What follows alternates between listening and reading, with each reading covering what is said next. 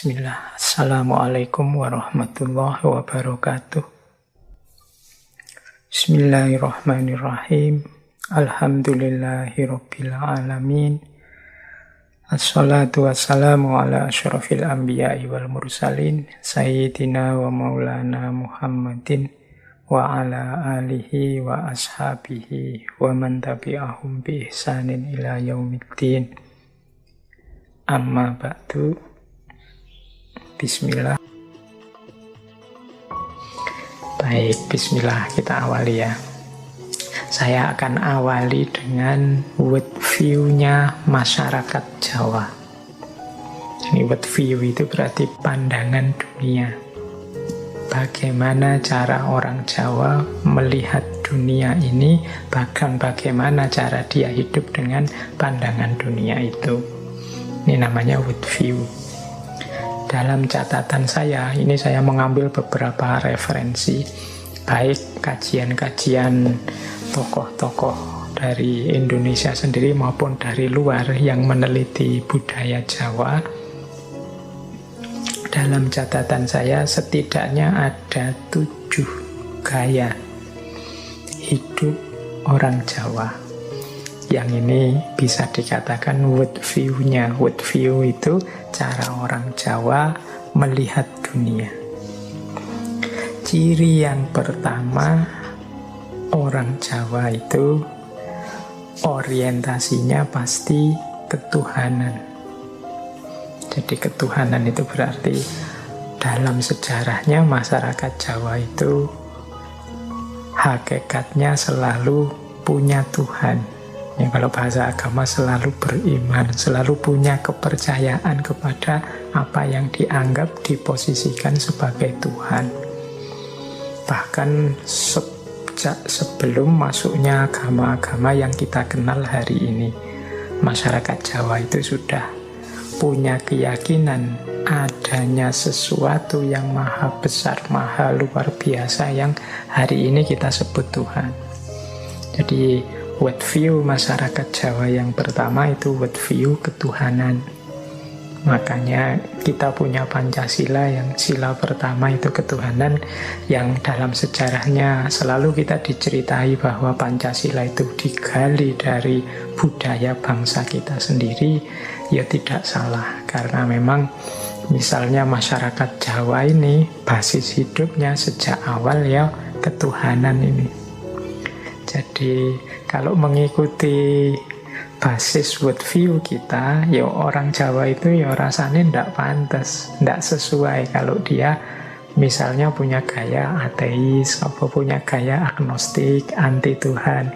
Itu rasanya tidak nyambung dengan identitas genuinnya yang dulu dikembangkan oleh nenek moyang bangsa Jawa, yang selalu saja percaya pada Tuhan dan berketuhanan. Ini ciri yang pertama. Ini boleh dibaca dalam sejarah-sejarah, atau kalau teman-teman mau ya di babat-babat itu selalu narasinya manusia yang utama itu manusia yang beriman, percaya, dan menomorsatukan Tuhan dalam hidupnya. World view yang kedua, ini saya pakai istilah takdir. Biasanya di serat-serat, di babat-babat itu pakai istilah rilo dan rimo. Jadi orang Jawa itu menyikapi apapun yang terjadi, fenomena apapun yang oleh Allah ditakdirkan muncul untuk diterima dan direlakan. Jadi ini pandangan, ya kalau dalam bahasa agama jadinya pandangan tentang takdir, tentang kenyataan hidup. Banyak kalau teman-teman menggali serat, menggali babat-babat, menggali naskah-naskah kuno, itu banyak sekali anjuran untuk rilo dan nerimo. Jadi rela dan menerima apapun keputusan Tuhan terhadap hidup ini. Ini mungkin perlu dilanjutkan, rela dan nerima ini bukan berarti pasrah diam saja. Rela dan nerima ini mungkin lebih pasnya diartikan sebagai pengakuan terhadap kenyataan yang memang sudah terjadi. Banyak orang yang menyangkal, denial. Jadi denial itu misalnya sudah jelas dia sakit, tidak mau ngaku dia sakit. Akhirnya karena tidak ngaku sakit, tidak mau berobat. Akhirnya sakitnya tambah parah. Ini namanya denial, orang yang menyangkal kenyataan.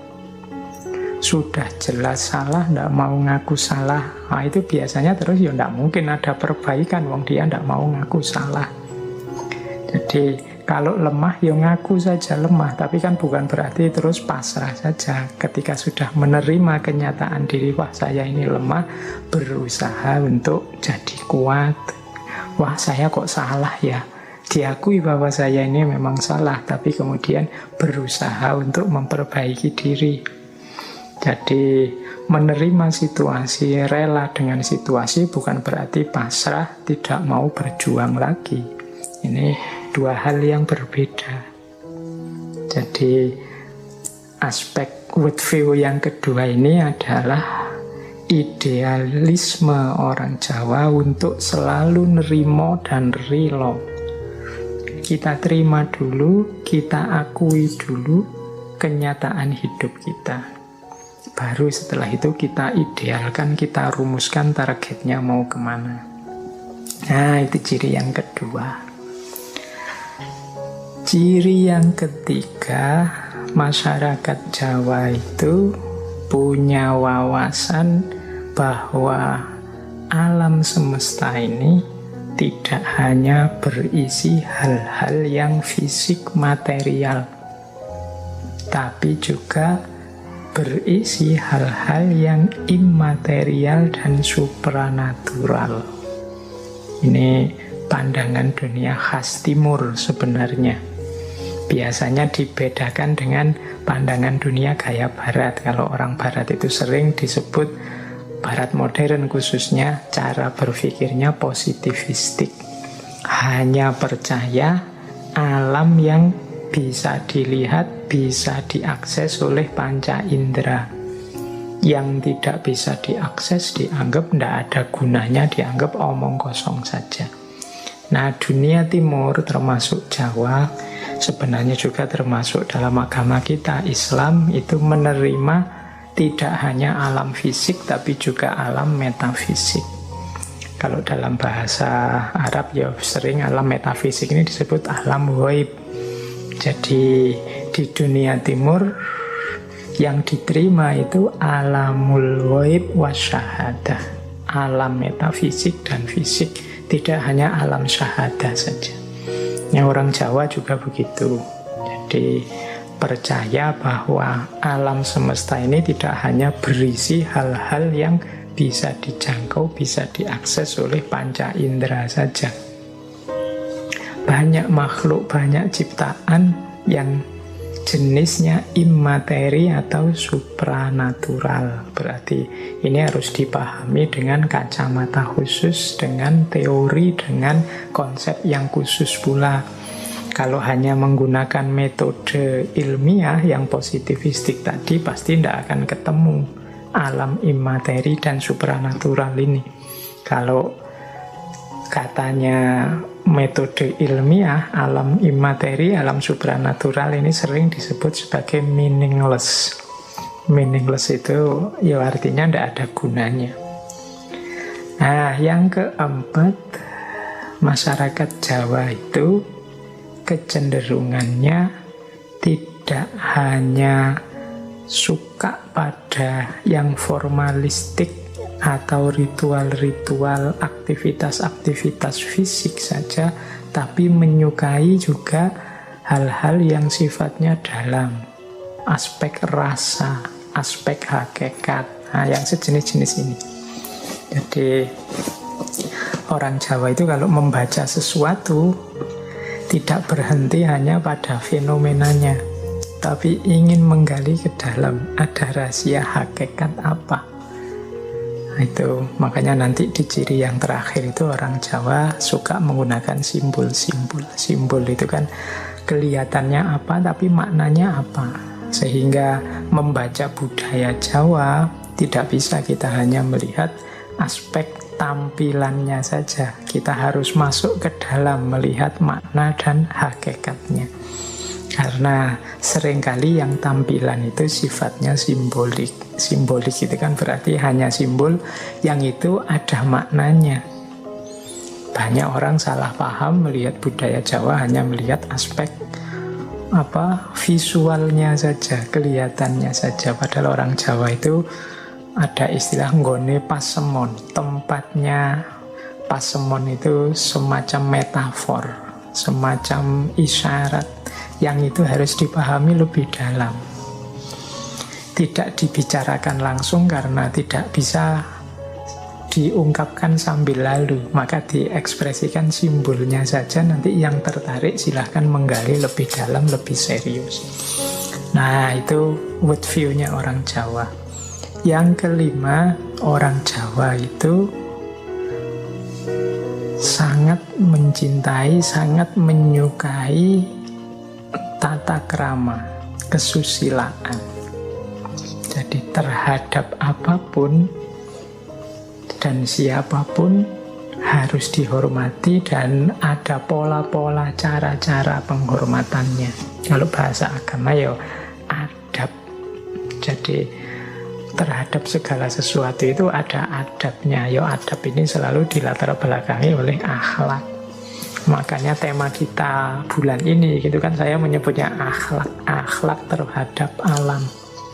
Jadi perilaku kita di hadapan alam. Nah, ini orang Jawa biasanya manifestasinya ya perilaku-perilaku yang menggambarkan kesusilaan, toto kromo, subo, sito, dan yang sejenis itu. Jadi orang Jawa merumuskan secara detail bagaimana cara menghargai yang lain sesuai level-levelnya. Baik lewat gestur, lewat kata-kata, maupun lewat kode etik resmi dalam acara-acara kegiatan-kegiatan resmi. Nah, itu diantara cirinya.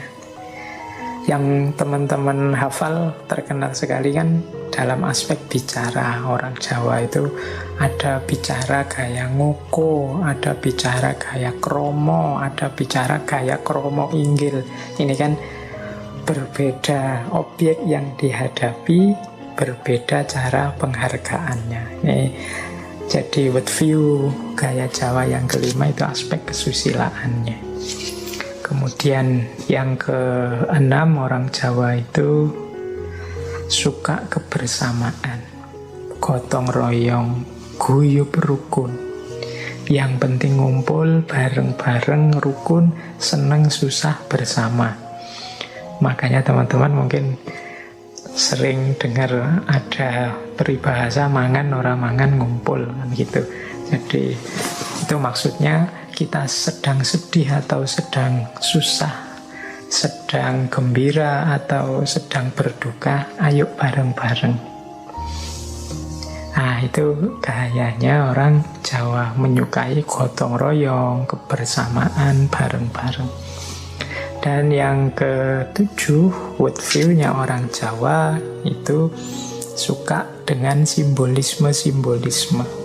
Seperti saya bilang tadi, orang Jawa itu nggone pasemon. Kadang-kadang ingin mengungkapkan sesuatu pakai isyarat-isyarat, ingin menyatakan sesuatu menggunakan simbol-simbol. Ini banyak dulu dilakukan oleh nenek moyang kita, termasuk para wali ketika mengajarkan Islam pada masyarakat. Itu kan juga pakai simbol-simbol, karena mereka tahu orang Jawa itu tempatnya simbol-simbol. Jadi tidak bisa ekspresi-ekspresi budaya Jawa itu hanya dibaca di level tampilannya saja. Kalau di level tampilannya saja mungkin kita bisa salah paham, nanti bisa nuduh macam-macam. Mungkin budaya Jawa tidak manusiawi lah, atau tidak agamis lah, atau tidak apalah. Itu mungkin karena kita membacanya hanya di level simbolismenya, tidak masuk sampai ke dalam.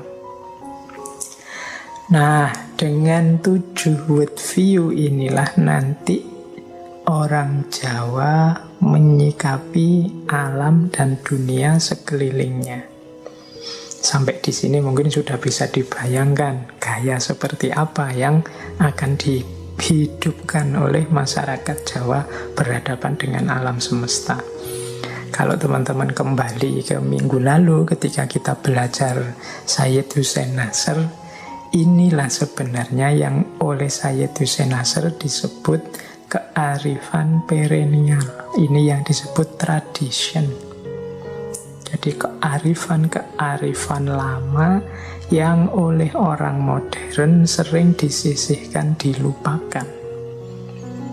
Dianggap mungkin tidak ilmiah, dianggap mungkin tidak masuk akal, dan lain sebagainya. Padahal di balik worldview ini tersimpan solusi-solusi dari banyak problem peradaban kita hari ini.